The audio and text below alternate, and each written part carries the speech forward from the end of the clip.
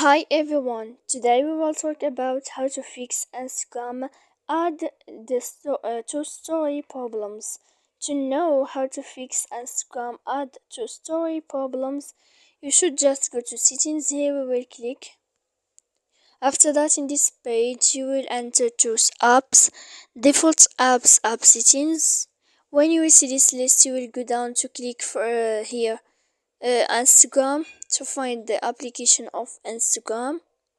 When you will see this page, you will click for stop. When you will end this, you will enter to storage.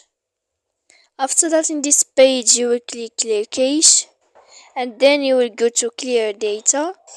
And after all that, you can turn off your Wi-Fi. So please don't forget to support us by like and subscribe. See you next time in another video.